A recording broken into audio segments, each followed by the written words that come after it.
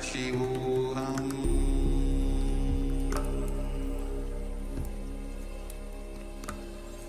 Om Nithyananda Paramashivoham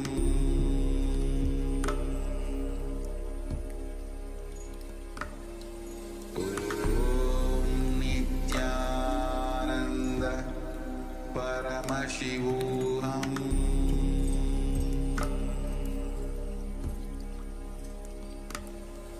Om Nithyananda Paramashivoham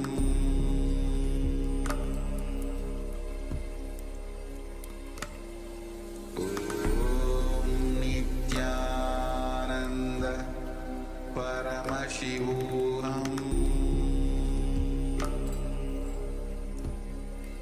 Paramashivoham Om Nithyananda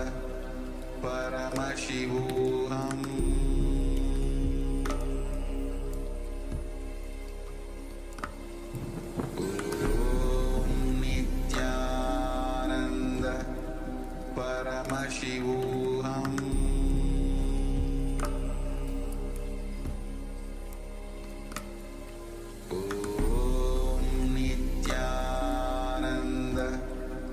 Paramashivoham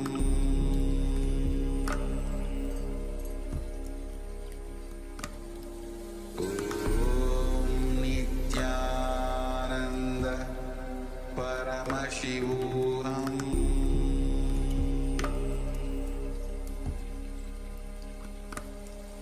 Om Nithyananda Paramashivoham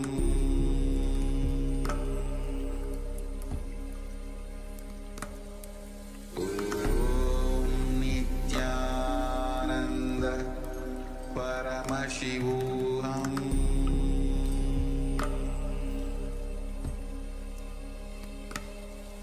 Om Nithyananda Paramashivoham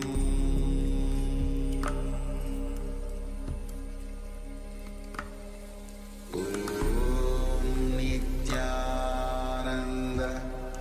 Paramashivoham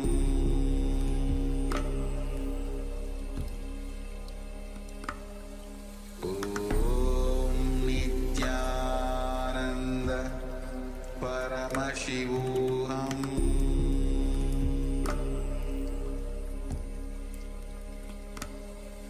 Om Nithyananda Paramashivoham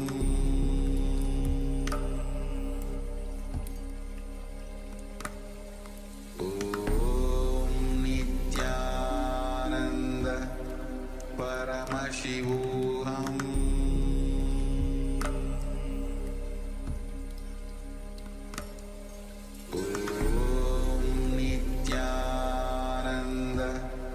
Paramashivoham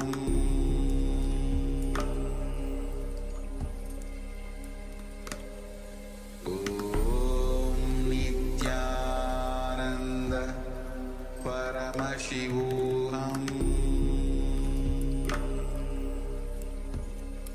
Om Nithyananda Paramashivoham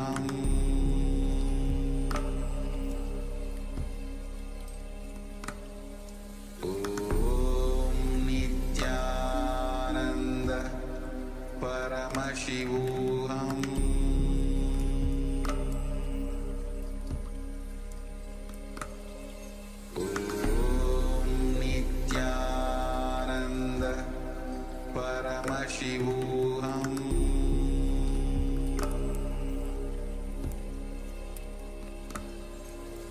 Om Nithyananda Paramashivoham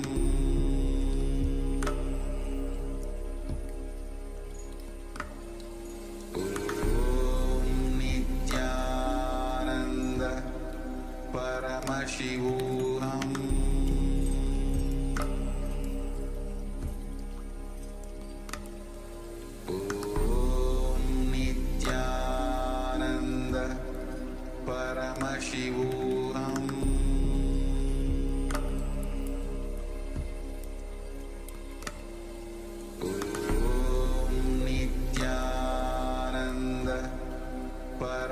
Paramashivoham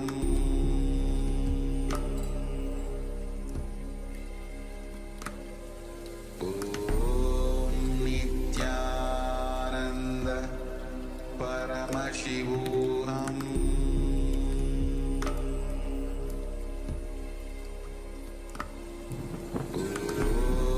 Nithyananda Paramashivoham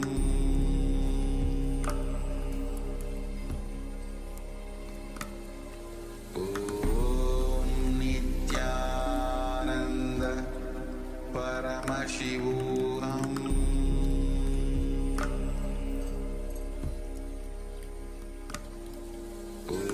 Om Nithyananda Paramashivoham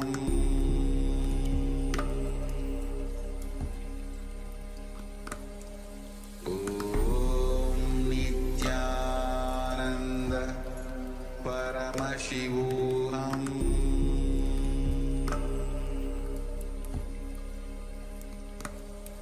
Om Nithyananda Paramashivoham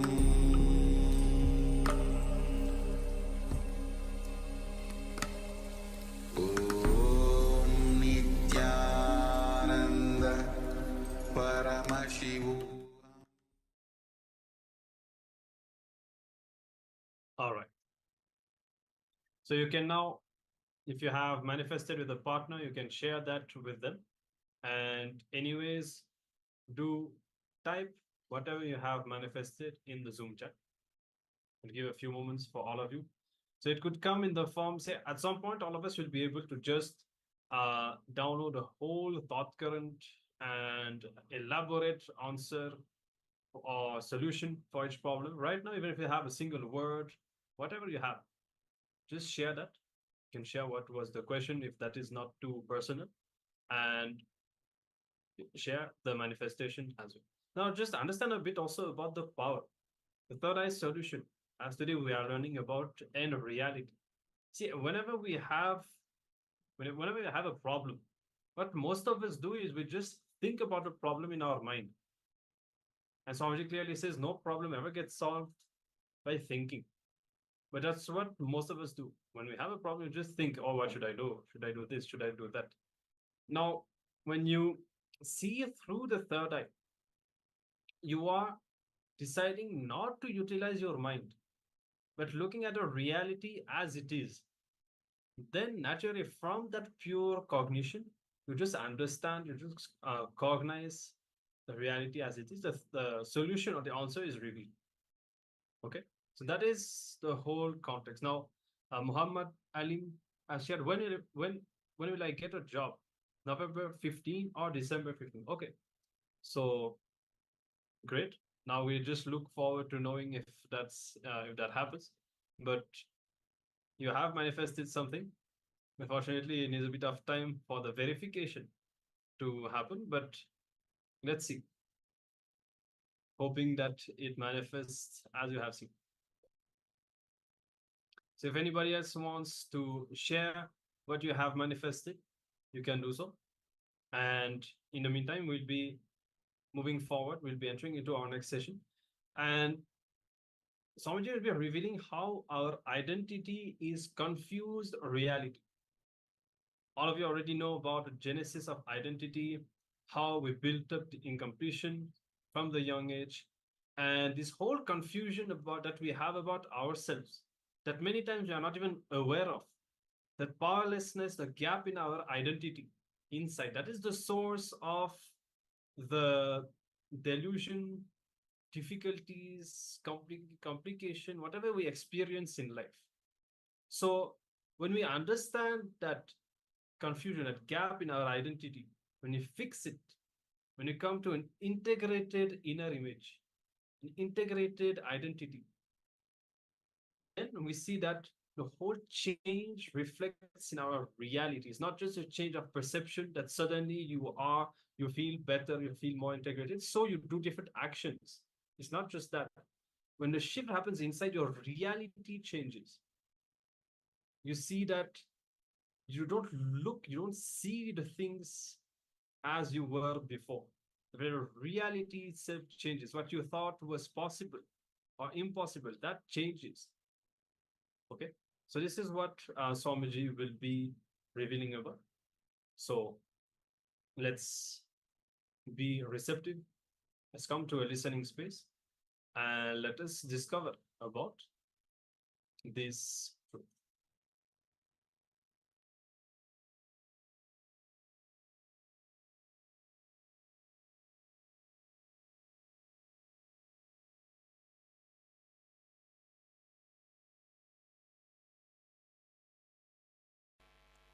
How many of you feel the whole problem in my life is I do not know what I want?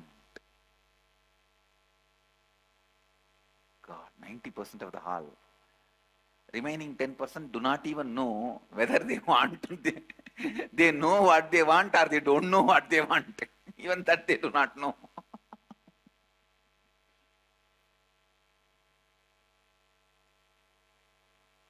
I tell you, identity crisis is always one of the biggest problem of human beings. Identity crisis, don't know what we want in the life. Don't know what we are doing in the life. If you don't know what you want in the life, you are just waiting to die. Be very clear. You are not living. You are waiting to die.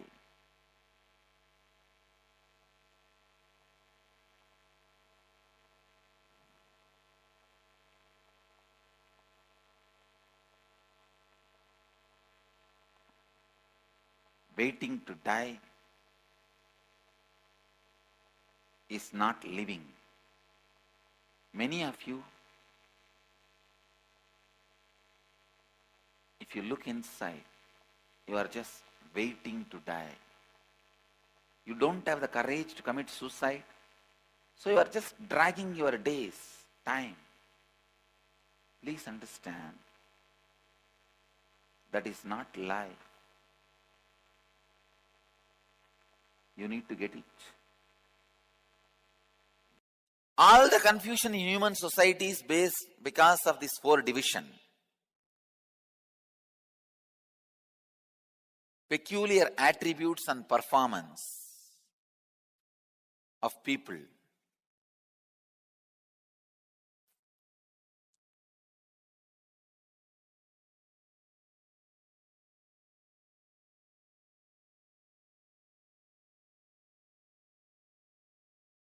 There are some people who always choose money as the end of life, goal of life, as a ultimate security.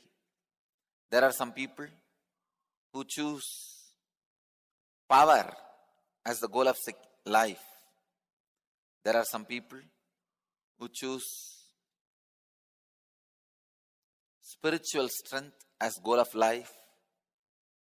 There are some people who choose confusion as the goal of life.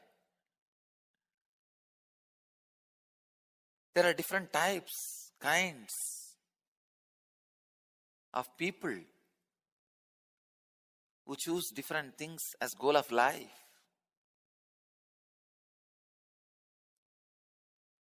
Based on what they feel as goal of life. How much ever you learn, sometime when there's a crisis, you tend to feel money is the security because practical. Now I need.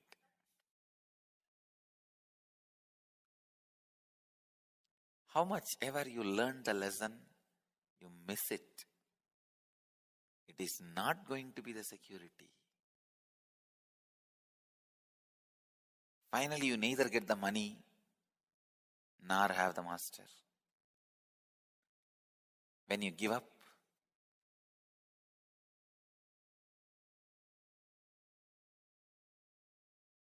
the spiritual solution, I tell you, for every problem, Spiritual solution is the answer.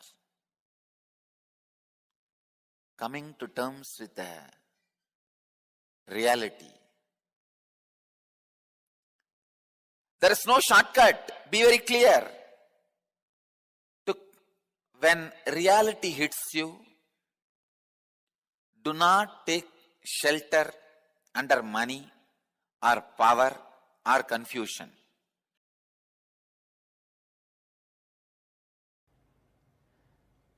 If you are arguing with Advaita, it is difficult or easy. You are doing the same foolishness of arguing whether sunrise in the morning is difficulty for you or good for you. Whether it is difficulty for you or good for you, it is a fact. Start learning to live with it. Move your window from west to east.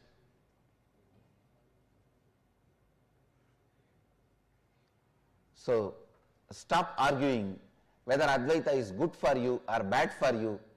Just move your window to the right direction and start living it.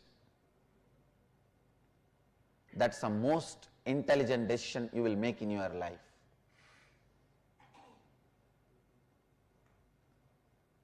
By cherishing enmity, you will make yourself weak and make your enemy strong.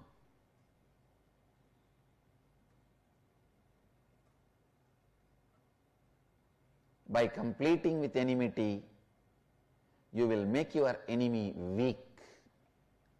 And after that, you don't need to destroy him. And even if you destroy, you won't have sin.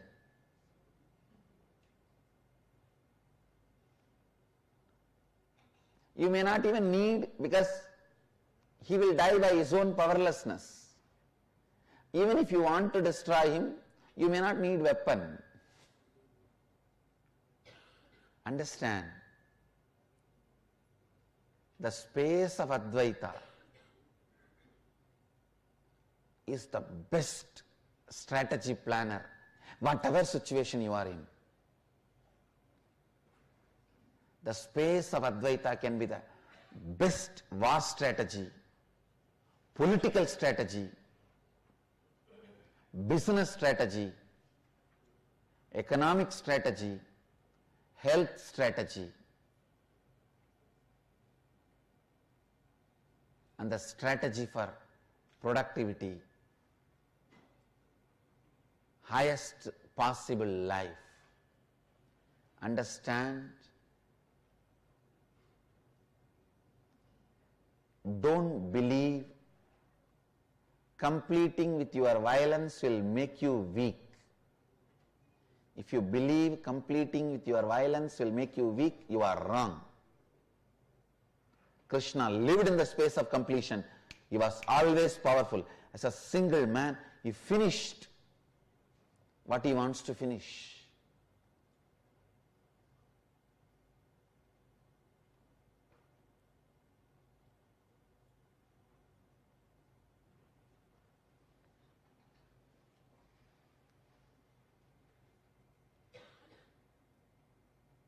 Understand?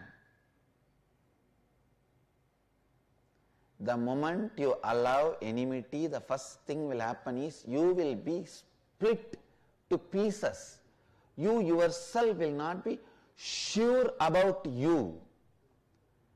The confusion is the curse from violence. Confusion is the first side effect you will experience from the violence. Do not cherish or entertain enmity even for a casual argument or playful way. Learn this as a lesson. Do not cherish enmity and violence as part of you, even in a playful way.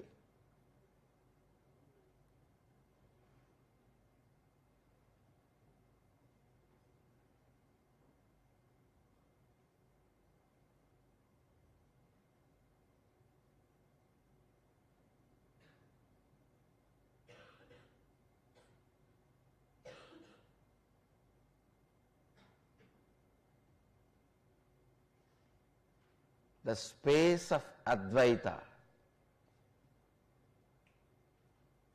everything is extension of me. Whatever I want is already part of me.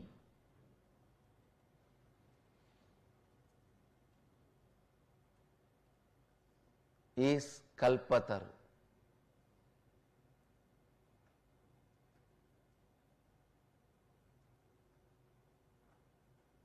Sudarshana means right vision. What is the right vision? By not carrying enmity inside you, making your enemy weak. That is what is power of Krishna. Sudarshana Chakra is right vision, is his strength.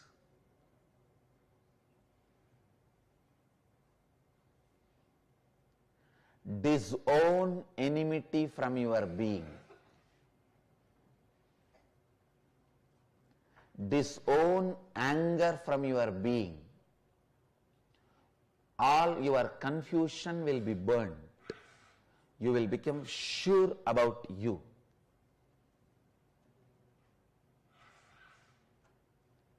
You will become sure about you.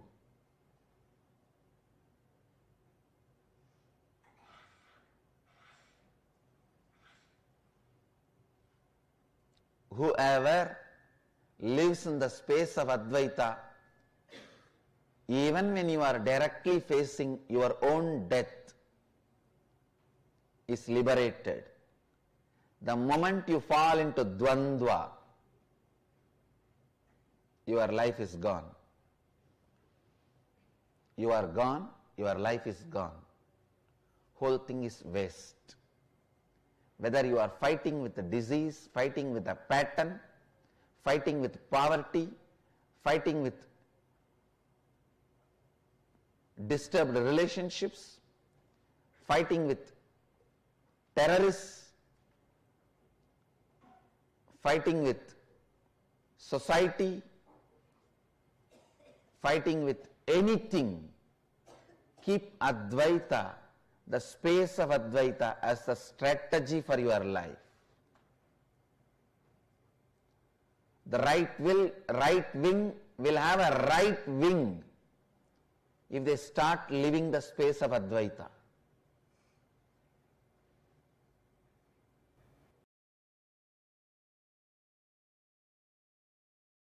Ability to face a crisis, ability to manage a crisis, ability to manage a new situation, ability to manage a change in the situation, all this is lost. All this is lost with the continuous luxurious lifestyle. Please understand, if you are rich, don't punish yourself with the luxurious lifestyle.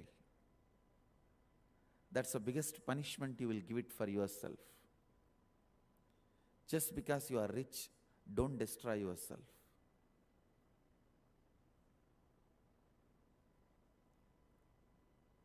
Even your muscle memory and biomemory, once they are accustomed to luxurious lifestyle, lose the ability to reinvent themselves. Lose the ability to be active, alive. Lose the ability to do the crisis management. Lose the ability to expand. I have seen some of the most successful, big, rich men. They keep their personal life away from the wealth they have. They have not punished themselves with a luxurious lifestyle. Please understand, I have seen some of the richest people of the world in very close quarters. I tell you from my experience, people who have not punished themselves with their wealth, people who have not punished themselves with their wealth and luxurious lifestyle, only they are able to continue to keep their spontaneity, crisis management abilities, and creativity alive. Only their muscle memory and biomemory is active to live, run the life, expand the kingdom they have built. If you want to destroy somebody, somehow make them addicted to luxurious lifestyle. After that, you don't need to do anything. They will destroy themselves. Somehow make the luxurious lifestyle glamorous for them. That's the best way you will get rid of your enemies. Any fellow who is caught in the mental setup of the luxurious lifestyle, I tell you, don't be afraid of him. He will be destroyed. He will destroy himself. Don't be afraid of him. I wanted to remind this one truth today. How your identity collapses when you get out of this aparigraha lifestyle. In Agamas, Mahadeva speaks highly about this aparigraha lifestyle. The context of aparigraha, the reason to live with minimal things, is to keep you alive, active, to keep your muscle memory and biomemory brilliant, bright. See, the luxurious lifestyle makes you insensitive. Above all, makes you life negative. It just makes you life negative. It destroys your metabolism. It destroys your ability to enjoy. Finally, it destroys your very approach towards life. I tell you, luxurious fellows are the most frustrated people on the planet Earth.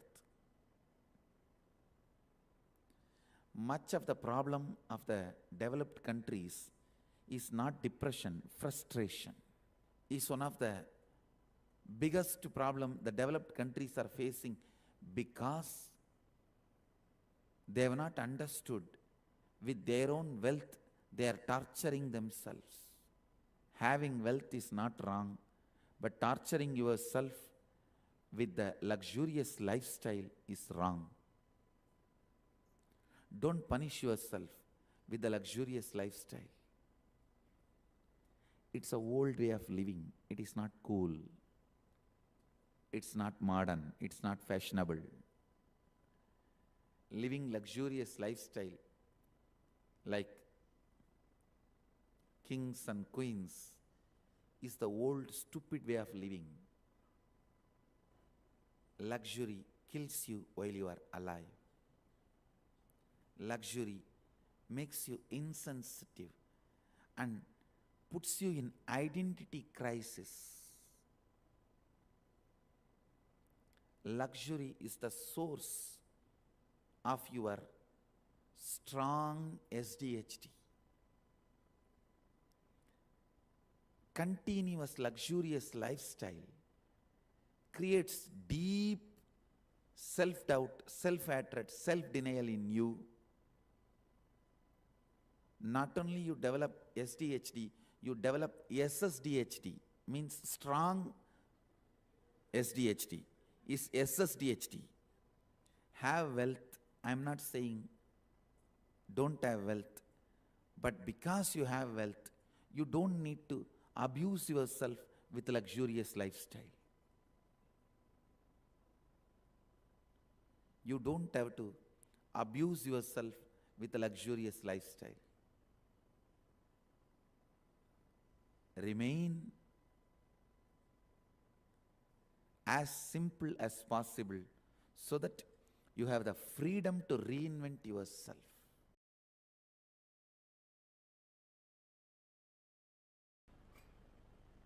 We will understand the genesis of our identity. What all the said, unsaid aspects of our identity. The inner image we strongly feel as we. The outer image we project to the world as we. And gap between these two. Why the gap? The gap is not always bad. Please listen. The gap is not always bad. Only when it is unconscious and makes you powerless, it is bad. If you consciously know how to play the game and it does not make you powerless, it is not bad. I am 120% sure Krishna did not feel powerless when he ran away from the war field with Jarasandha. He was powerless and ran away? No. No.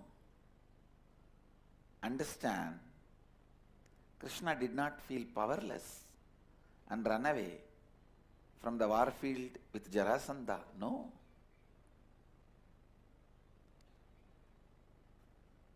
If you know consciously how to play with these two, inner identity and outer identity,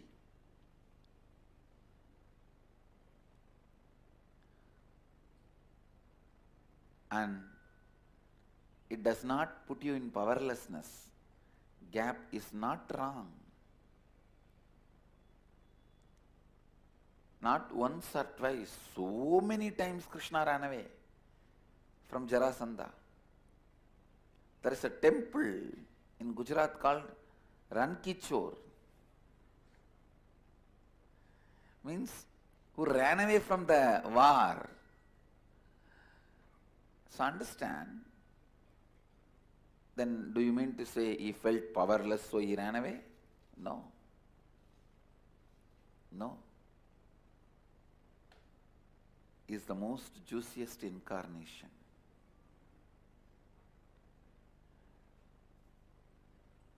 He never felt powerless. He knows how to handle the identities, where to project what.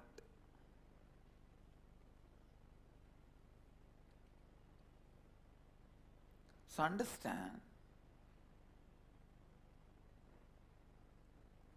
the exact inner identity, outer identity, and the gap between the inner identity and the outer identity.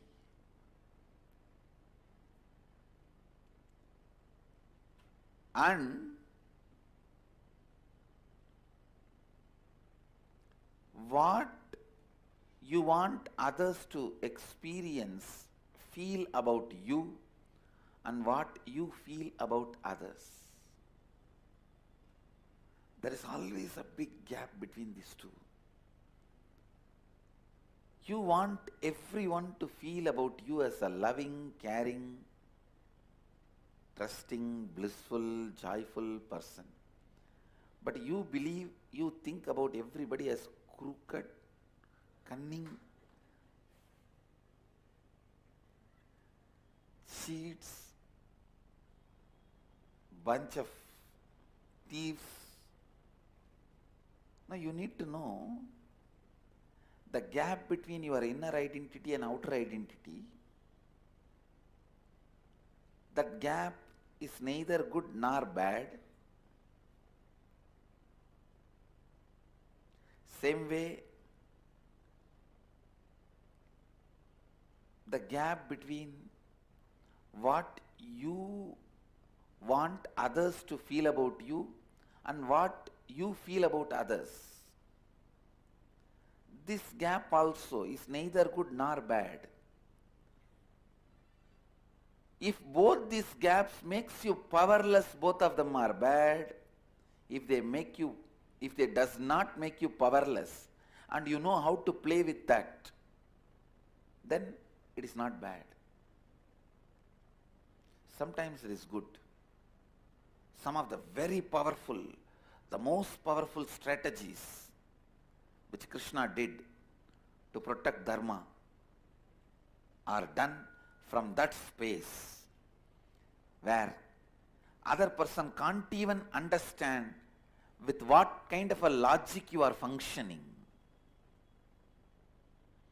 Other person can't even understand, you can never understand with what kind of a dharma Krishna is functioning. You can never understand.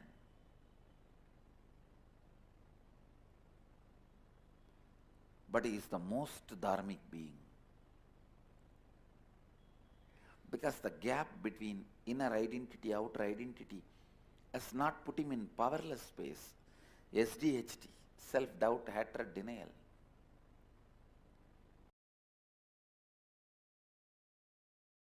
Ability to renounce the identity. I tell you, it is that training which protected or still protects, saves me during this whole identity crisis. See, the attack on me was not defamation.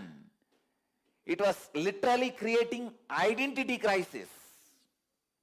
Please understand. Defamation is different. Trying to create identity crisis is different. Attack on me from 2010 is not just defamation. Trying to create identity crisis. Trying to completely confuse people about who am I, who I am. And they tried their best even to confuse me.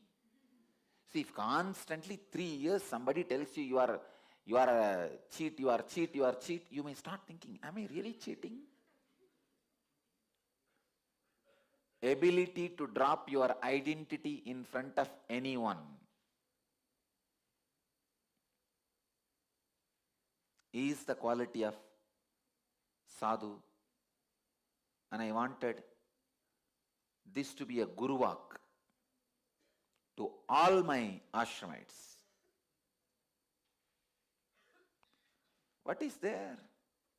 You think all the abuse I am going through, I am worthy of it? It is excess being done on me.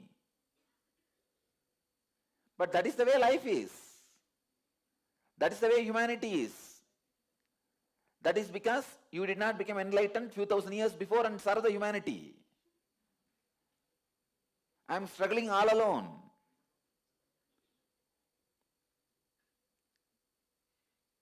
See, lakhs of people died in Hiroshima and Nagasaki. All the people who are dead, are they worthy of the death?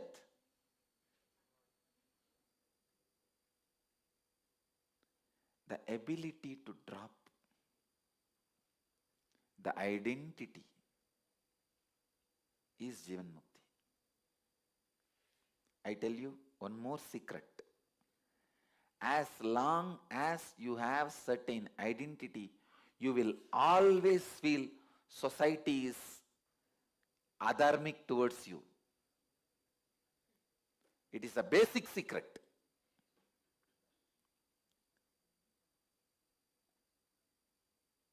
Your logic is with pus.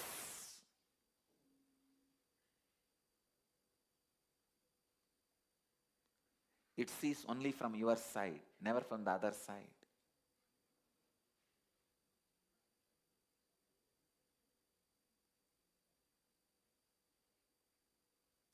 If I judge whatever is done to me by the society is adharmic, my logic becomes logic with pus. Fortunately, I never judged.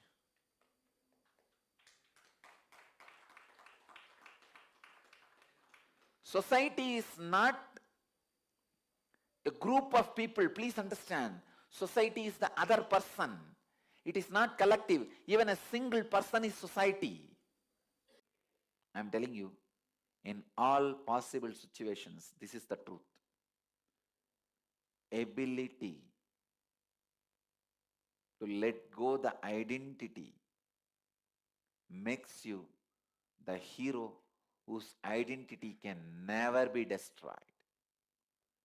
I want those heroes around me. They are Jivan Muktas. I tell you, your identity costs you only your life, nothing else.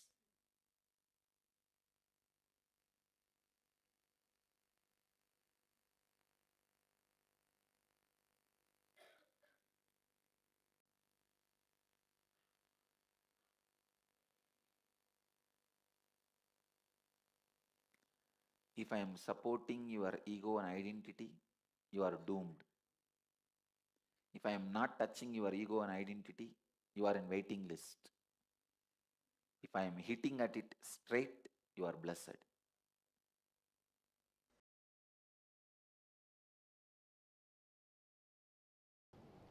Please understand,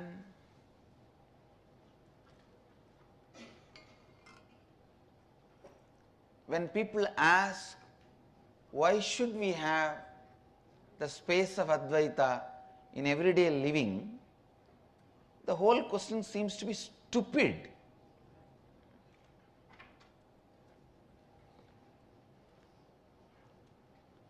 The space of Advaita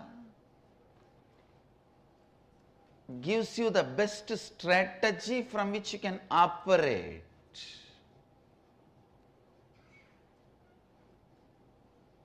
You want to continue to live in lies, spread lies.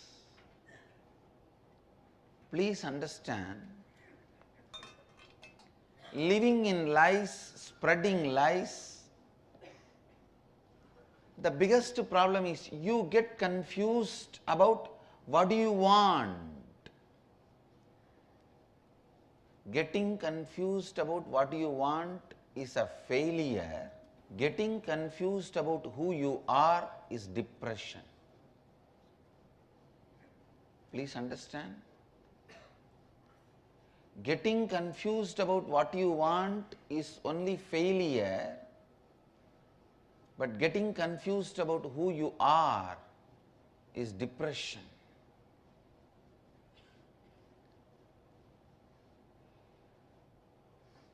Even if you allow the failure, don't allow depression. Even the word depression is too small. Getting confused about who you are and not being sure about who you are. The identity crisis. The identity crisis.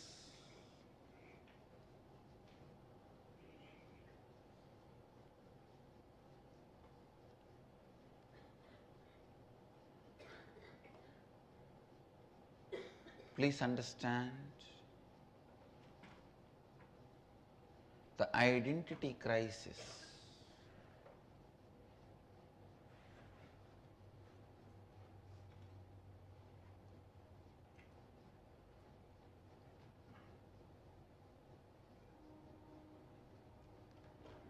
integrity itself is a principle which solves the identity crisis for you.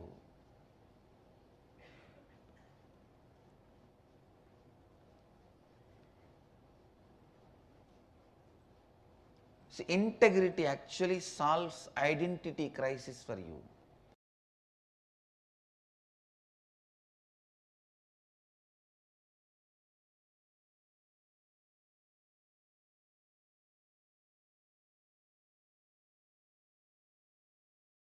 A bit in.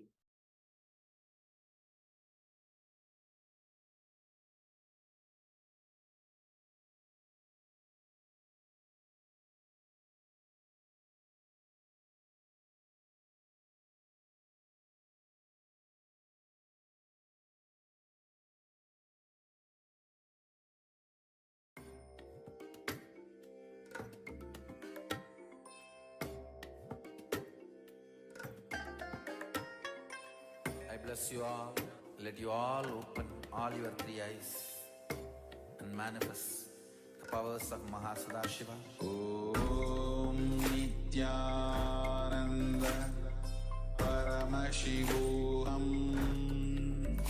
Om Nithyananda.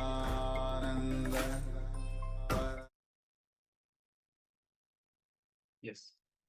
So the confusion in your identity, that is what leads to the confusion about what you want in life. Actually, if you see, many of us, we will have so much of confusion when it comes to this and about the path that we want to follow, or even about small things. There's no persistent or consistent will.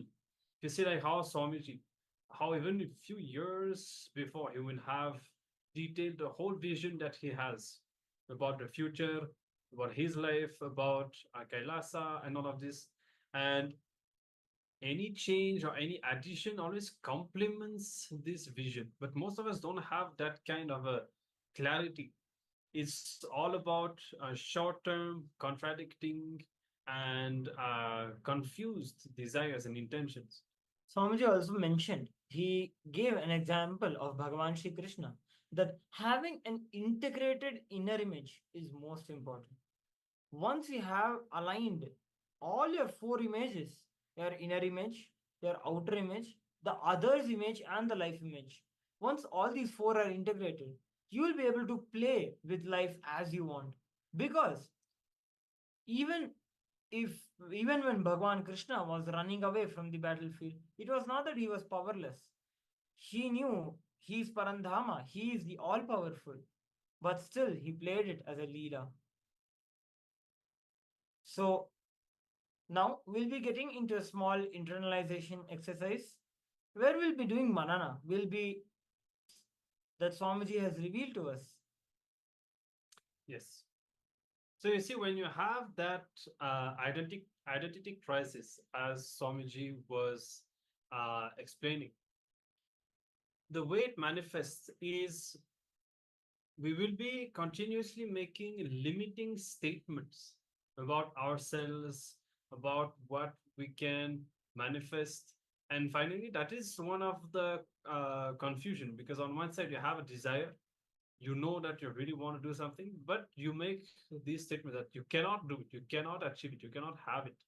So the first step in the exercise will be to identify and write down the top 10, just to give a number, of limiting reality statements that you make about yourself related to any aspect of your life.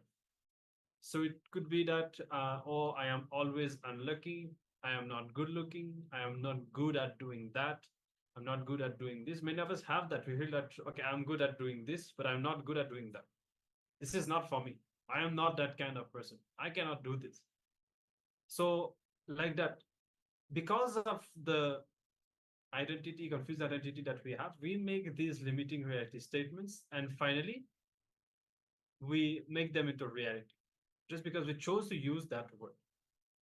So find them out and write them down, and then you'll be identifying. So you'll be doing the same thing about the people close to you in your life, or the relationships that you have. For example, people don't listen to me, they don't understand, they don't care about me, whatever it is. The limiting reality statements you make about the people around you.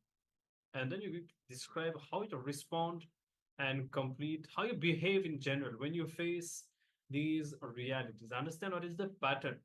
Understand how, what is the behavior that you have. And here, this is where you also want to complete. Okay. Now, only 3 steps written in the assignment will be showing on the screen. We want to add one more, which is the completion.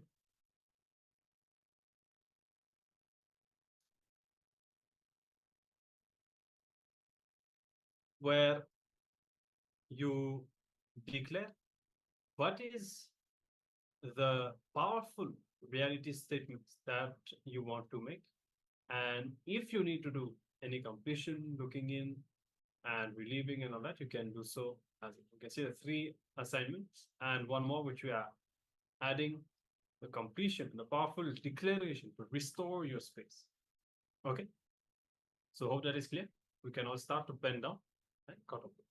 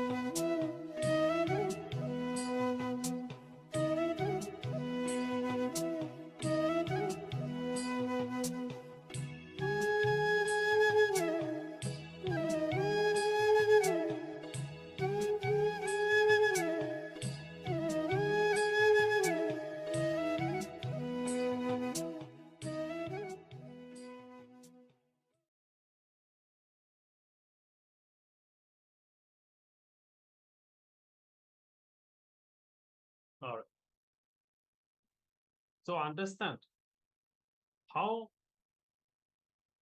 you limit yourself in life, because at the root you carry that identity crisis, and we'll be diving deeper into the identity crisis in upcoming days of the Paramashivoham, where we really look into the process of completion and understanding the genesis of this identity.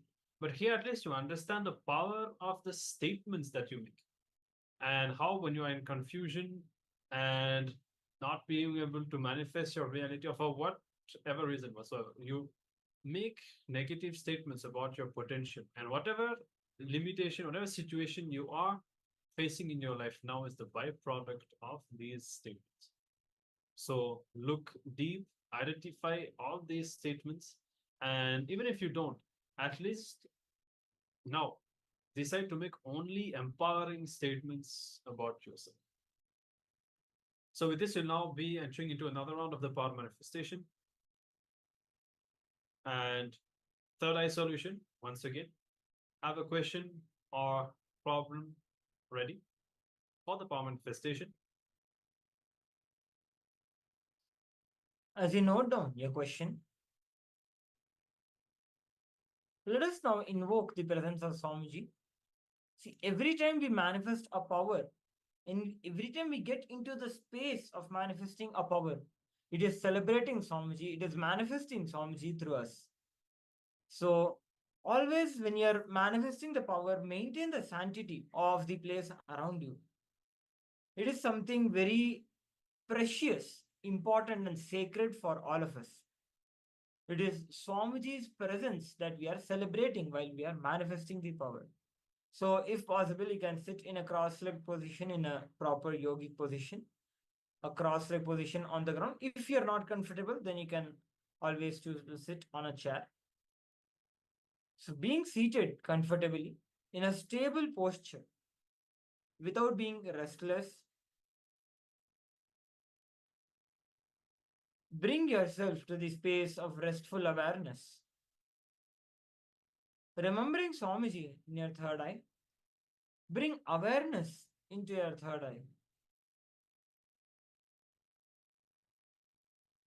Remember the moments with Swamiji you cherish the most, the best darshan you have had, the most favorite darshan that you have had.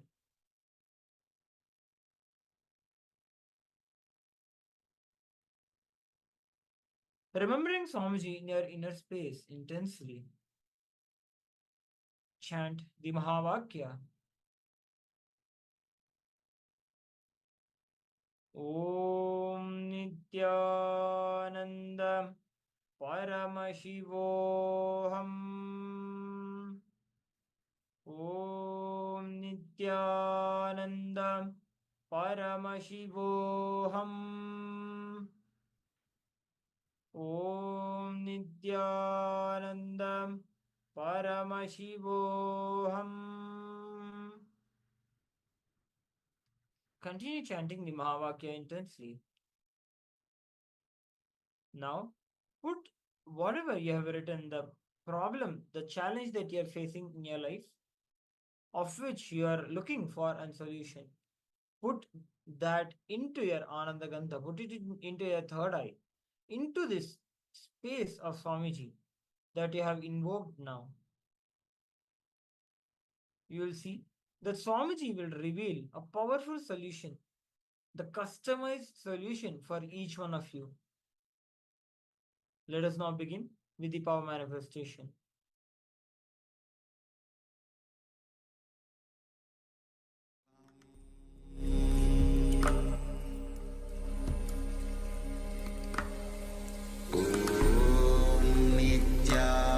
Nithyananda Paramashivoham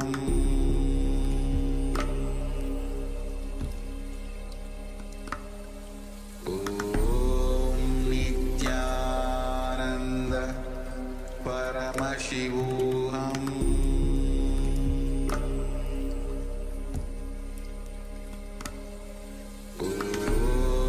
Nithyananda Paramashivoham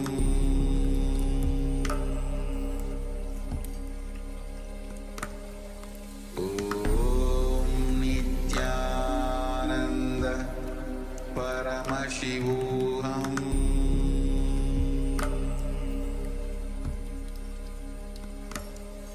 Om Nithyananda Paramashivoham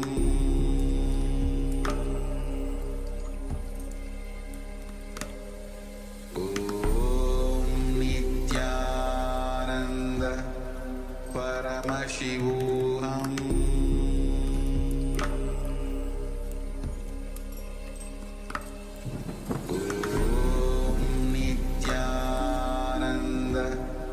Paramashivoham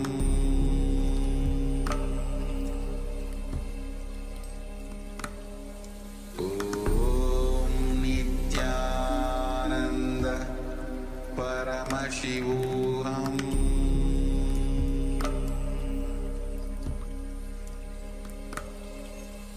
Om Nithyananda Paramashivoham Paramashivoham Om Nithyananda Paramashivoham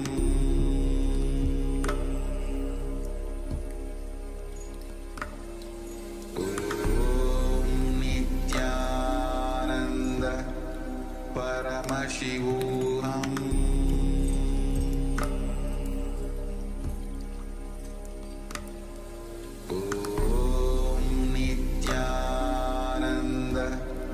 Paramashivoham Om Nithyananda Paramashivoham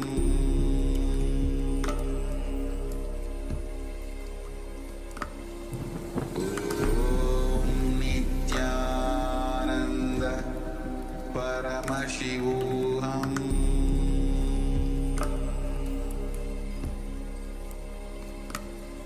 Om Nithyananda Paramashivoham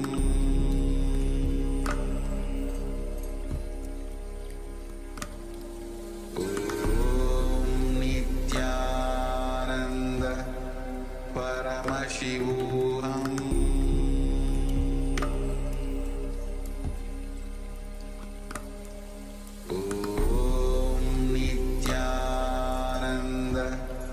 Paramashivoham Paramashivoham Om Nithyananda Paramashivoham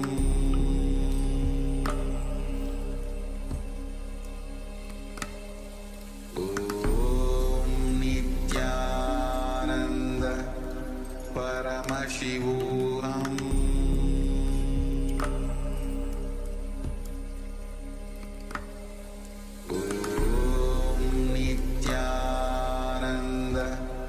Paramashivoham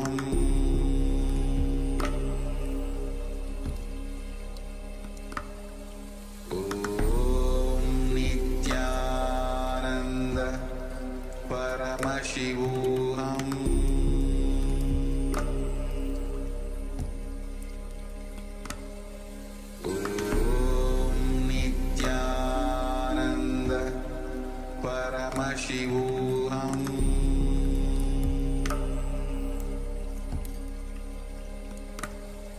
Om Nithyananda Paramashivoham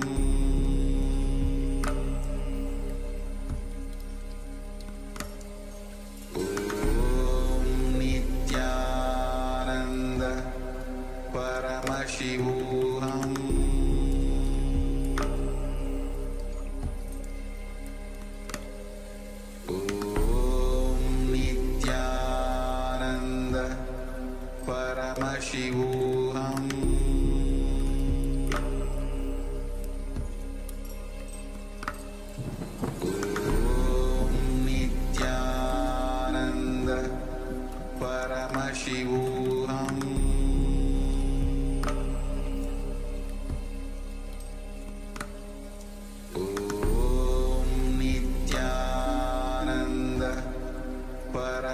Paramashivoham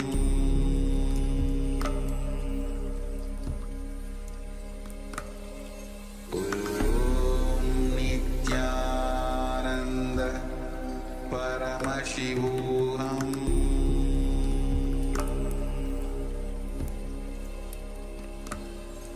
Om Nithyananda Paramashivoham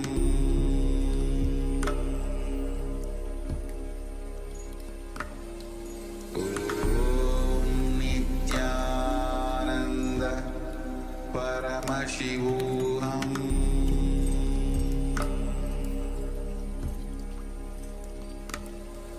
Om Nithyananda Paramashivoham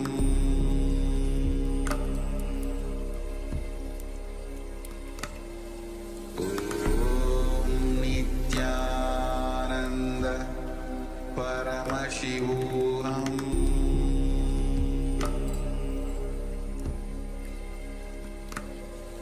Om Nithyananda Paramashivoham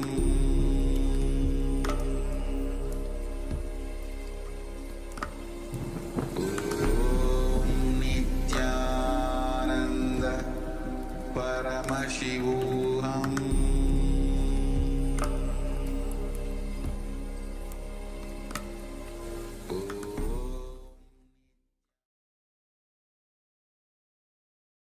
All right. So now, whatever the third eye has revealed, you can take a few moments to share in the Zoom chat and reflect on the answer or the solution as well. So we'll give a few moments for all of you to share.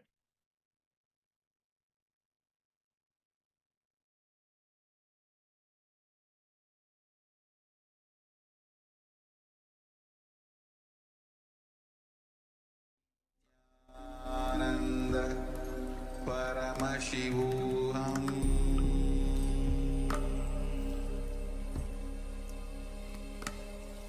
Om Nithyananda Paramashivoham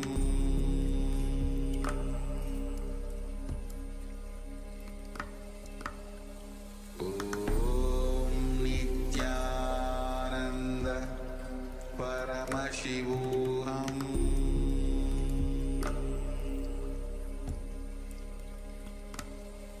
Om Nithyananda Paramashivoham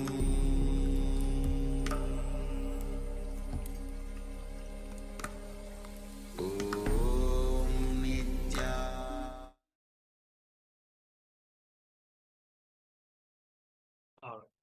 So we'll be moving on now, and we'll be entering into the final session, which is on how the universe is a reflection of our minds. And again, in continuation with the whole theme of today, how we see what we believe and how it is really the cognitions that we have that shape our reality, and how we must make the shift happen inside of us. Why? Then only we will see the change happen in the outside. So let's come to the space of listening. If in the meantime you want to share the results of your power manifestation, you can do so. And we'll now be moving on into the next.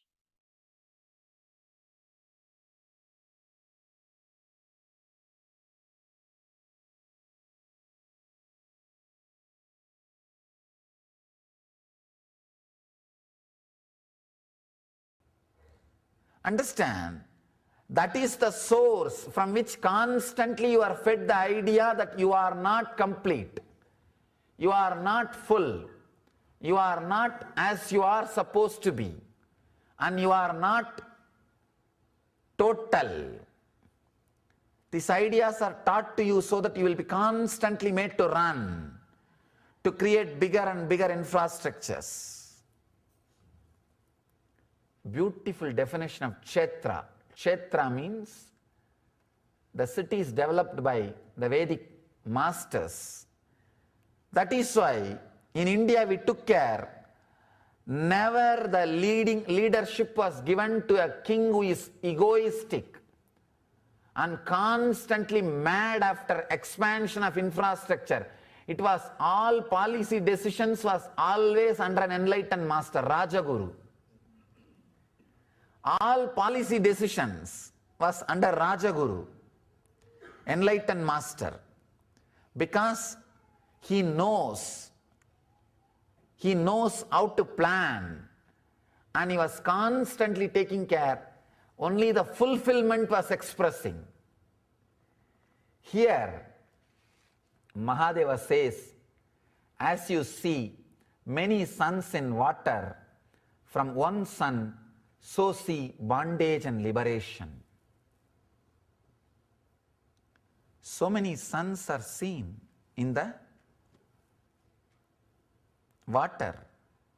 When you look at the root, you will see only one sun. The source is one. Clearly understand, bondage and the liberation, both words are just relative. They are only relative. They are not ultimate truth. If you think you are in bondage, you need to be taught you are liberated. There is a beautiful example you need to understand. One guy who was standing in the corner of the room, facing the corner, two walls in front of him, corner, he is facing the corner. Suddenly he got into the idea, he is in prison, he is caught. He is hitting this wall, he is hitting that wall, I am bound, I am in prison, save me, God save me, oh Guru save me, oh this save me, oh that save me, release me, liberate me. Master, all he does is, from the behind, shouts, fool, turn. The moment he turns, suddenly he realizes, third side there was no wall. Third side, there was no wall. And he tries to escape. He tries to run. God, I am free, let me run and escape. Master says, fool, relax. You have never been in bondage. Why are you trying to escape? Run. Look around. Then he realizes, not only third side there was no wall, there was no gate anywhere. It was just two small walls meeting in one corner. He himself voluntarily went and started fighting with that walls. Neither the walls bound him, nor they invited him. He went and started fighting with the walls and started thinking, believing he is bound. He is in bondage. Understand, bondage and liberation are relative. They are only two words, relative words. There are so many beautiful truths, revelations can happen in you when this idea awakens the non-mechanical parts of your brain. Understand one more important example. I always love to tell this story, this example. You are always afraid of unclutching or remembering that you are liberated. You wanted a clear mental setup so that your moral standard and life standard, internal and external lives will be same, smooth, as you think, what you think as order. No. In Indian villages I have seen, they will catch these monkeys if they enter into the city and leave them back in the forest. They have to catch them without poisoning them. So they will keep a small pipe inside which their hands can go. They will keep that pipe, and the other side they will keep a small sweet. This monkey will put the hand in the pipe and catch that sweet After it catches the sweet, it will try to take the hands out, it will not come out. It will try its best to take the hand out. This fool does not understand, if he lets go the sweet, hands will come out. He will not let go the sweet. He will not leave the sweet. He will be holding on to that sweet or that item, the fruit, and he will be trying to take the hand out. Just because of his own closed hands, he will not be able to take his hands out of the net. And this fellow will be playing and pushing and pulling like this for hours. And that guy who put the net, the hunter, will slowly come and catch the monkey and put in the cage and take it away. We don't understand. Just if you leave the hand, your hands can just come out, come off. There is nobody who is binding. There is nobody who is putting you in bondage. Another one important story, wonderful story. I've seen in Indian forests, hunters catching birds. They'll catch the birds. There will be one small stick hanging in a rope. The stick will be very balanced, just like this, equal, this side and that side, the same weight and length, the stick will be. Like, there will be rope like this tied, and the stick will be hanging. When birds come, they'll try to sit one side. The moment they sit one side, suddenly the stick will become topsy-turvy, upside down, because of one side weight. It will become just upside down. It will just become topsy-turvy. Understand, the moment the stick has become upside down, the bird which is holding will completely get imbalanced and shaken. Now this guy starts thinking, if I leave, I'll fall and break my head and die.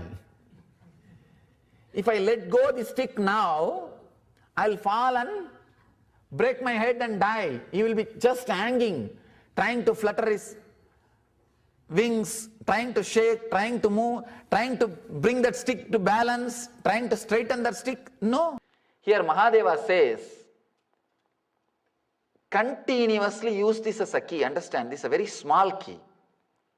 Every step, remember, objects and desires, fear, worry, all the samskaras, just like how all of them are in my inner space, they are all there in everybody's inner space. Understand? This clarity can illuminate your whole life. Just it can awaken your whole life. Because every time when you are handling somebody, understand, if you are in that position, what all will be inside you, that everything is there in that person. Try to fulfill. Understand? Whenever your wife brings a problem to you, never think she is asking for solution, she is asking for attention. If you try to give solution, you are in trouble. No, you are in trouble. She knows much better solutions. All she wants is you need to listen that problem completely and act as if you do not know the solution. She will tell the solution. Then you have to, yes. See, this is the right solution. You are very intelligent. Do this, you will never be a failure. Truth. All they want is that you should be there saying that I do not know the solution. Then suddenly you will see they are coming up with a solution. Understand, the problem there is they are operating from anahata. If you are trying to operate from anya, anahata is the chakra asking attention. If you are trying to operate from anya, the chakra of ego, you will be a failure. Same way, when your boss is bringing some problem, naturally that is not attention need, that is the anya, ego problem. You should give the solution, but act as if he himself brought the solution. With wife, you should never give the solution, just give attention. With boss, you should give the solution without hurting their ego. Because it is a question of Anya, the problem from Anya.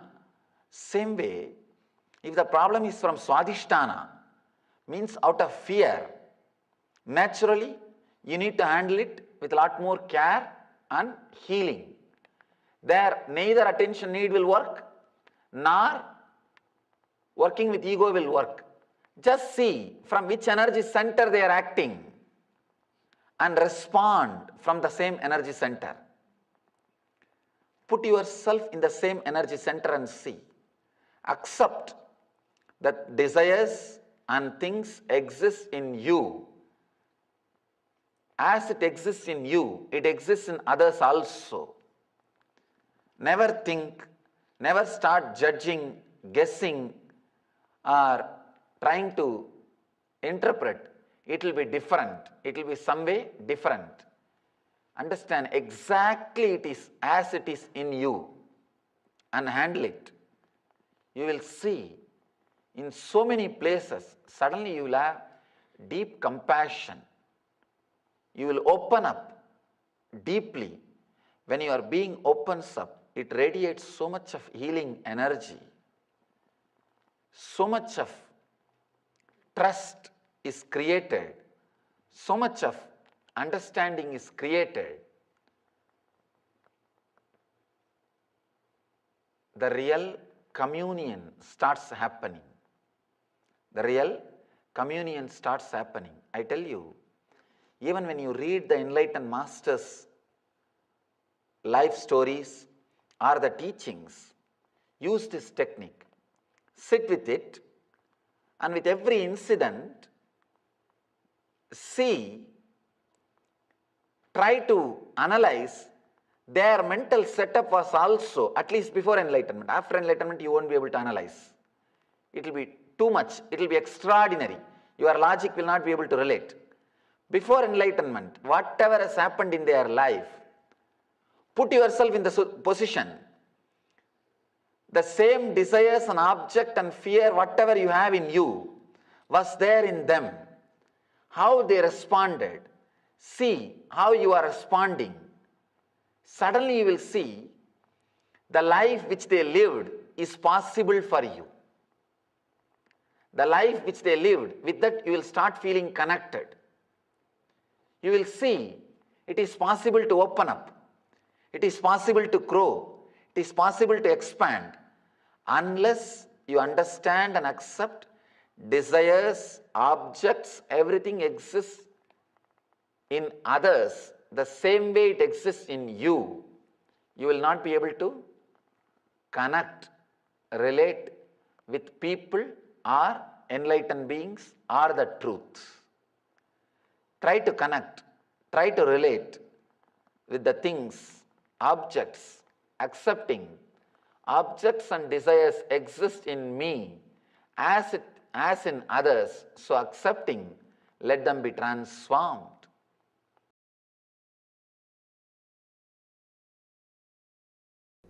If you stay inside your boundary, you will be in the present moment. You can see in your life, morning when you come out of your bed and start brushing your teeth, you are already in the office. Your mind is thinking about the office. When you are sitting in the office, your mind is thinking about evening beach. When you are in the beach or the place, your mind is thinking about the temple lecture. When you are here, now your mind is thinking about when this Swami will end, I can go to the house and relax. When you are in the house, when tomorrow morning will come, we can go to the office. If you are here, one thing is sure, your mind is not here. You don't stay inside your boundary. Your bodies are not your homes, your lodges. You put the luggage and go around for sightseeing. They are not your homes. That is why you don't feel homely inside your body. Understand? Your bodies are not your homes. As on now, they are lodges. You put your luggage and they are there. You just go around. That is why sometimes guests come and, oh, nobody is there, empty. Why not let me also leave? Ghosts. People come and ask me, how people get possessed by ghosts. If you are not staying in your boundary, because it is empty, somebody will come for renting. Somebody else will feel, why not me have a little space? After all, nobody is living there. If you are living inside your boundary, no possibility for possessiveness, being possessed by anything, any spirits or ghosts or anything, or even the split personality. People ask me now, next $1 million question, is there ghost, Swamiji? Don't bother whether it is there or not. The problem which comes in the name of being possessed happens when you don't stay inside your boundary. If you just sit in the bathtub, this level water, neck level, and feel the boundary, and just sit inside your body, feel you are sitting inside your skin. The skin is your boundary. You are not going anywhere else. Just observe what is going on inside the body. Do you have any small pain anywhere? It's like just doing small, simple overhauling or taking accounts. All the bones are there in their place. Or you are able to feel all the parts of the body. Just once in a while, it's like accounts. You don't need to do it like a big meditation technique. Just 10-20 minutes. Sit with your body, with your boundary. See, you spend at least 1 hour every day maintaining your body, taking bath or giving food or decorating it, at least 1 hour. That 1 hour just be inside your boundary, you will become enlightened. You don't need to do anything else. People come and ask me, Swamiji, give some meditation technique for busy people. I am too busy in my life, busy without business. Tamil, there is a proverb. Dog can't stand in one place, but it doesn't have anything to do. It may not have anything to do, but it can't stand in one place. So we are busy, but with no business. People come and ask me, give me some technique for busy people. I am too busy, I can't do meditation. I tell them, do you eat? Yes. Do you take bath? Yes. Do you brush your teeth? Yes. Totally per day, how many hours or how much of time you spend on your body? At least 1 hour. Brushing, taking bath, washing yourself and eating. At least 1 hour. All put together 1 hour. That 1 hour decide, you will be inside your boundary. That 1 hour, when you brush your teeth, you will feel only what is happening in that area. When you are taking bath, you will feel only what is happening all over your body by the water. When the water is being showered on you, just feel what is happening. You will not think about your accounts. You will not think about shouting your subordinate. You will not think about your boss. Just be inside the boundary. When you eat, just enjoy that 1 hour every day. Just be with your body. Nothing else is required. You will be integrated. You will not have split personality. Split personality happens to you just because you don't stay inside your boundary. You don't stay inside your boundary. Here, all these techniques will work. They will be very powerful on you if you integrate yourself, because unless you integrate yourself, you will not even know in which sense you are established too much. As on now, understand, sometime you may think, people come and tell me, Swamiji, I am too much caught with my tongue. I eat like anything. But if I see their energy, they are caught with their lust. It is not tongue. Suppression of lust turns as a craving for food. They are not directly connected to their tongue, They are connected to their lust. But when they don't feel satisfied, when they are not satisfied, then they start eating.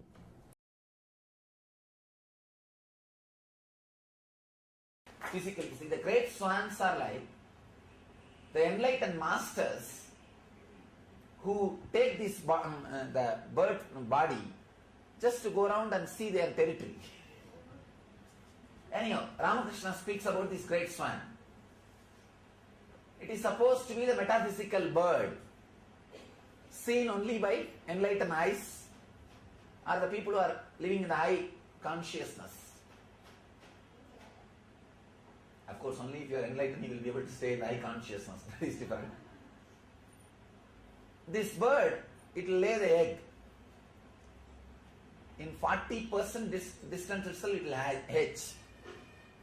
60% distance, it will grow wings. Before touching the ground, by 90% distance, it will just take off and fly back. It will never touch the ground. It will never touch the planet Earth.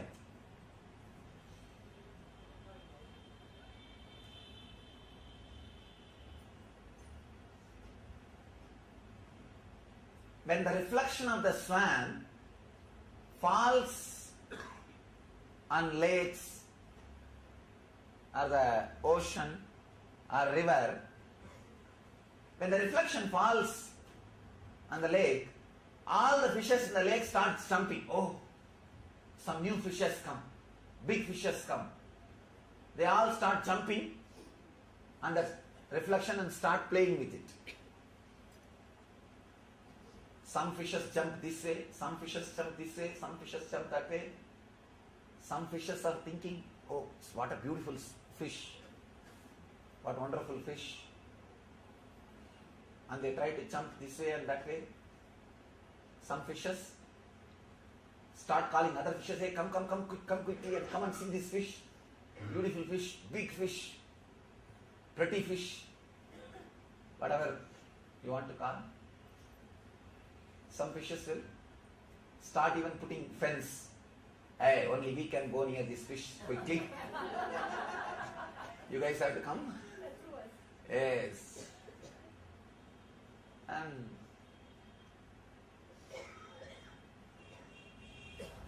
some fishes which jumps this way will feel that fish is hugging them. They will go and write the reminiscence. Oh, this fish is so great, so loving, radiating compassion, amazing love and compassion. Some fishes which will jump this way, they will feel as if that swan is kicking them out. That reflection is kicking them out. No. This fish is arrogant. This is not so loving as this fellow told me. In books I read it was very loving and compassionate, and I went there, but the reflection was shouting. It is not as compassionate as these fellows say. Some fishes will go out and write, no. It is not. It is very arrogant, condescending, and whatever they feel like. Those fishes feel like. There are some intelligent fishes which will think, no, this does not seem to be a fish. Seems to be something else. Those fishes are called devotees. Very few intelligent fishes which sees, no, it is not even something else. It is just a reflection of something, and they will look up and see the swan flying. They are disciples. Understand? There are fishes which jumps this way and feels that reflection is hugging them, loving, caring, compassionate, go out and write reminiscences. One level. There are some fishes who will jump this way and will say, no. That's fish kicked me out. It is not loving, compassionate. That's one batch. Some rare intelligent fishes only will look. No, this is not even a fish like us, something else. The moment the doubt is created, he is not see, there is a beautiful sloka in Gita. Whoever thinks Guru as a better human being has abused the divine presence. Guru is not a better human being. He is completely disconnected from this very idea of human beings. So only few intelligent guys get an idea. No, he is not a better fish or a big fish or different big fish or a beautiful fish or anything. No, he is not this species which we think. The very quality, the very brand, the very idea is totally different. Those people who feel that, who are fortunate enough to have that click, only they start becoming devotees, start living around or practicing very sincerely whatever is expressed.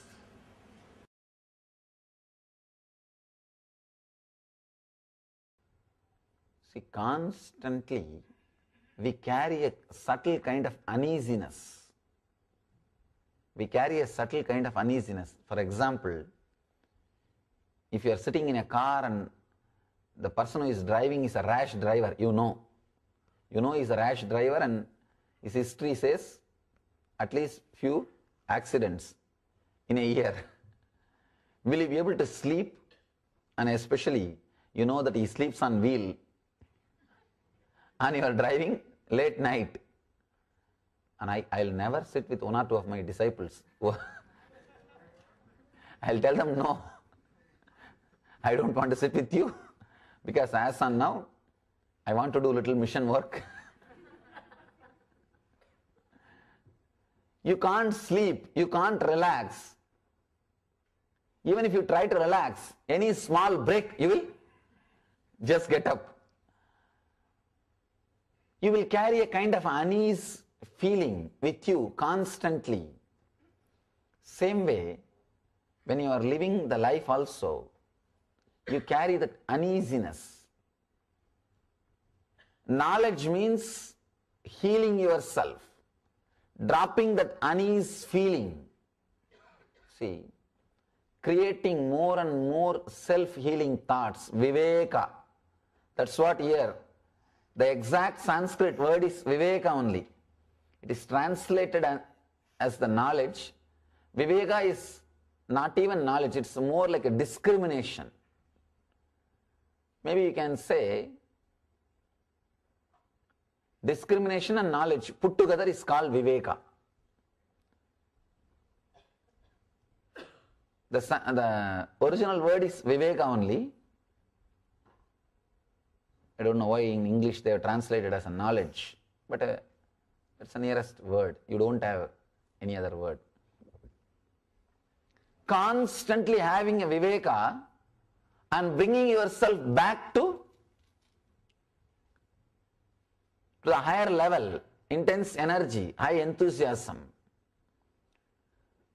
creating a mind setup through which constantly you will be reminded that you are beyond this body and mind, reminded about the true state of your being. Seeker should walk with knowledge, stand with knowledge, sit with knowledge, eat with knowledge, speak with knowledge. He says everything should be done with discrimination, viveka and knowledge. Constantly remembering you are beyond this body. If you just pen down whatever is going on in your mind, you will see 8 out of 10 thoughts are pulling you down, creating more and more difficulties. You have created a network. You don't feel relaxed unless you create enough suffering for you. Now you can't relax unless you become tired. You don't know how to relax with intense energy. So you create tiredness before you relax. You wait for tiredness so that you can relax. You do not want to relax with energy. You do not want to be at peace with rajas. If you are peaceful with excitement, it is called bliss. Rajas plus sattva is ananda. Either you are restless or peaceful. Either you are with energy, but if you are with energy, you are not peaceful. If you are peaceful, you are not with energy. You are always dull. If you add the energy and peace, it is called sattva. How you feel hopeless by trying to fulfill your fantasies and empty, same way your fears are also not powerful. Your fears are negative fantasies, that's all. Whether it is fear or fantasy, you are trying to live with unreal things. So fear and fantasy, both are not going to be reality, and God saves you by not fulfilling your fantasies. If He tries to fulfill all your fantasies, you would have created a bigger hell for you. By now, you would have created the worst hell. Having this knowledge, this viveka, the one who sees himself in everybody, the one who sees everybody with equal vision, the one who has gone beyond his greed, the one who has pacified his senses, escapes from sinful karma. First jnana, then compassion. This is one more important thing. Uniqueness of Eastern religions, first enlightenment, then service.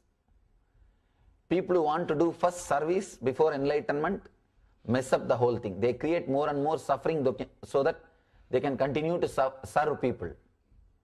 They want suffering. Only then they can be serving others.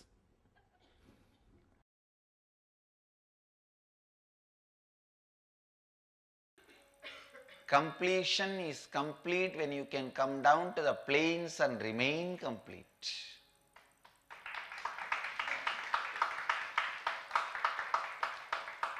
Completion is complete when you can come down to the plains and remain complete. One thing I can tell you, I never have had any incompletion with any person or situation. Throughout this whole experience of my public life, after I came down to the plains, never ever I felt life is incomplete. Never experienced any incompletion with people. Whether they experienced with me or not, you have to ask them. I am very clear. You need to know, escaping from the situations where the incomplete there can never be the solution for incompletions.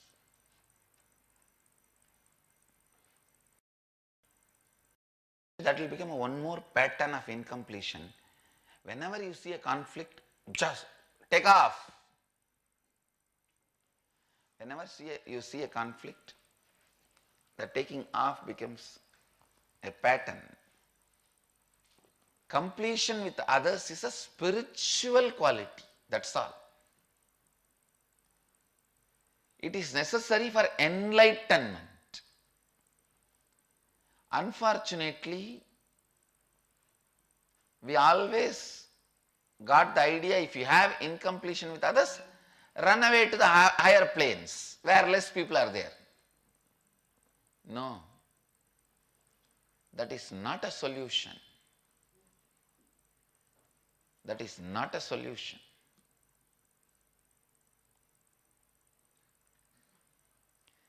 completion with others is the basic necessity, the basic quality you need for enlightenment. One of the biggest cancer came to Hinduism, happened to Hinduism. We have to do surgery and remove this cancer, remove this tumor. Don't go on be foolishly believing that everything will be well by its default future. No. What has happened by default future? From Gandhar, we have been reduced to Kashmir. These foolish fellows go on arguing with me. No, Sanatana Dharma, it can never be erased, it can never be destroyed, it will be there forever, somehow it will survive, something will happen. No, these are all the foolish ideas spread by missionaries to keep us lazy without doing anything to revive ourselves, revitalize ourselves. No. If the default future is the truth, then what happened? We were there from Bali to Gandhar in last 500 years. See the way we shrunk. We lost. Now in Pakistan also nobody is there, and Bangladesh also nobody is there. And slowly shrinking from all direction. Sri Lanka, nobody is there. Burma, all kicked out.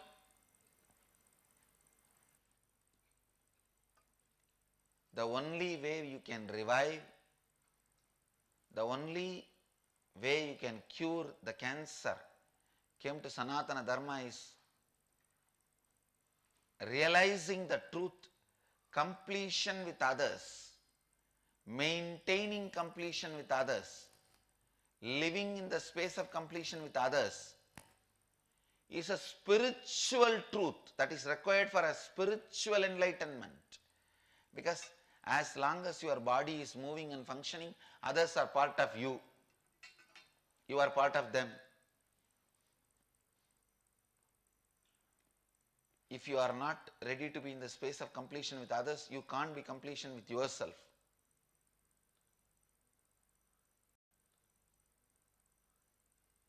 Understand? People sometimes ask me, how do I know whether I am suppressing or completing? If you are able to be in the space of completion with others, you are completing inside you with you also. If you are not able to be in the space of completion with others, then inside you are not completing with yourself, you are only suppressing.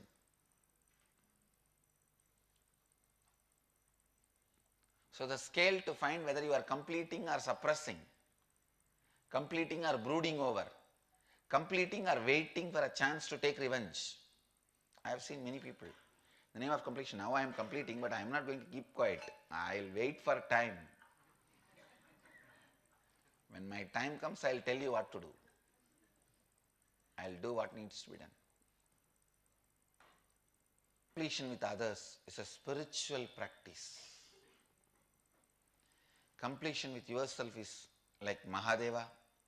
Completion with others is like Devi. Devi is required for the life to happen.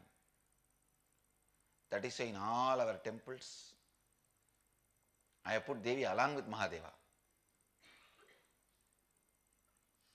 I have not put Devi as a separate deity. Understand? Completion with others is the basic truth required for enlightenment. Maybe even completion with yourself can be put in the back burner, but not the completion with others.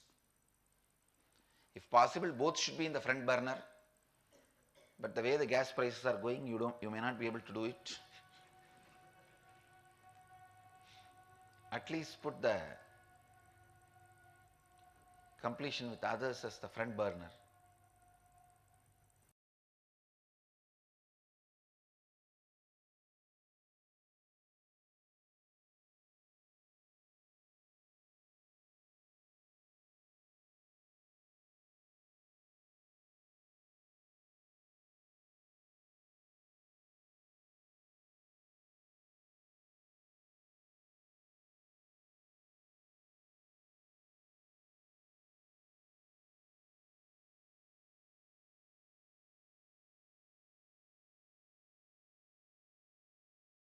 Yes. So many different understandings that Swamiji has given. Towards the end, Swamiji was explaining about the completion with others, and see others as are a reflection of you. And as Swamiji was saying, many times we think that we can just be with ourselves, do the completion inside, and that it is enough. But no, we have to do the competition with others, because only when the competition with others happen, all those dimensions of yourself will come to completion. Just sitting with yourself is not sufficient. And as Swamiji was saying, even we are run away to the higher planes. Means what? Means turning towards the spirituality and kind of wanting to leave things behind. But that's not the way it works. You have to work on yourself. You have to raise yourself, yes, but that has to reflect in that same environment also. So that's an important understanding that you can keep in mind. And one more thing, as Swamiji was saying, see the body, the physical body that you have, it is the vehicle through which you experience the universe, the world, the reality. So it's not, you don't experience just from the mind, from an intellectual aspect. Even this whole understanding that we are getting today of the reality is not just intellectual.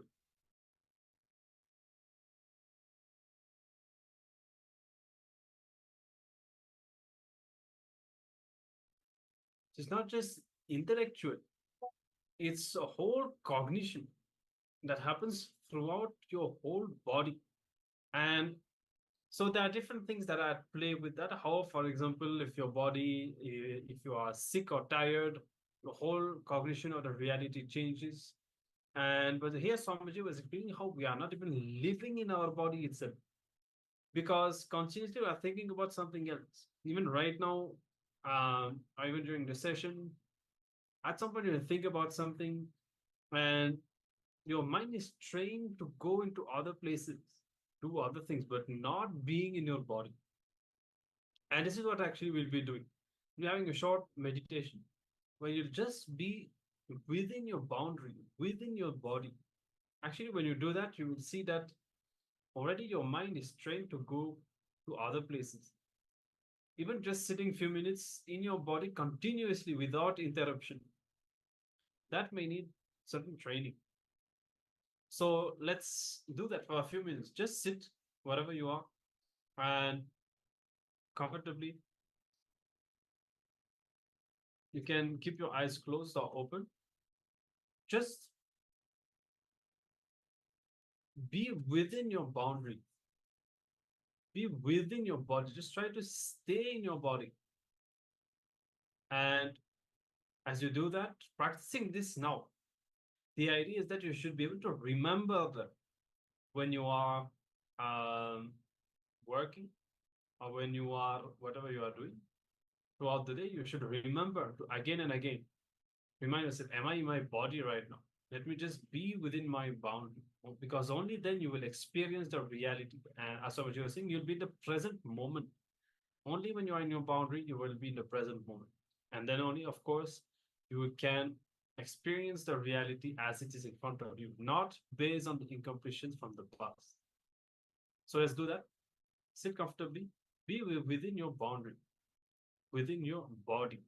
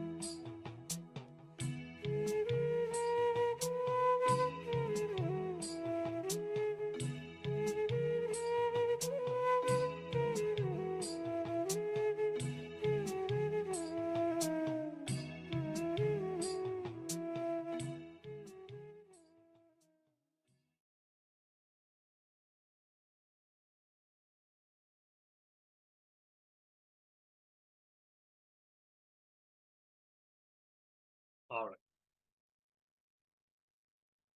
So you can open your eyes now. And with this, we have come to the end of today's sessions.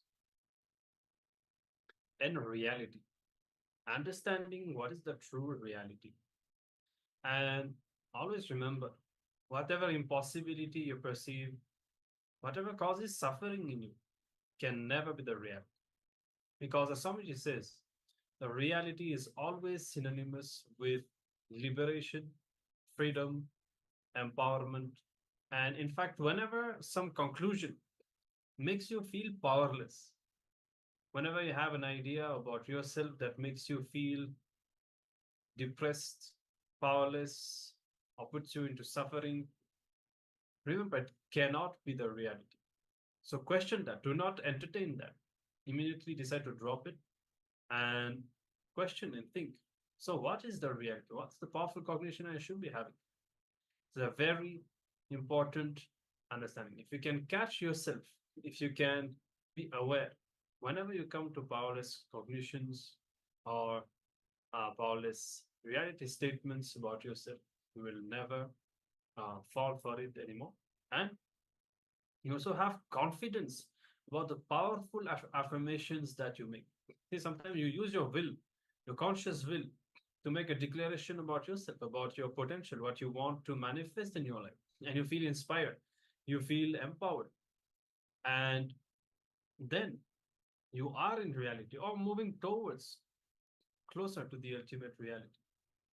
So with this understanding, we'll be now concluding for the day. We hope that today's sessions were insightful and that they lead you to question what you think as reality, guiding you towards experiencing Paramashivoham. And we look forward to seeing you again tomorrow. Of course, as usual, make sure to be there for the Nithyananda Yoga at the start of the day and to experience powerful Dvitiya Vinyasa Karma sequence. With this, we'll be now concluding with the Purna Mantra. Thank you all for having been there today throughout today's sessions with all of us. And let's now join our hands in the Atmanjali Mudra and offer our gratitude to Swamiji. Om Purnamadah Purnamidam Purnat Purnamudachyate Purnasya Purnamadaya Purnamevavashishyate Om Shanti Shanti Shanti Hari Om Tat Sat Sarvam Bhagavat Shri Nithyananda Paramashivopadukarpanamastu Om Nithyanandam. Thank you all. Nithyananda.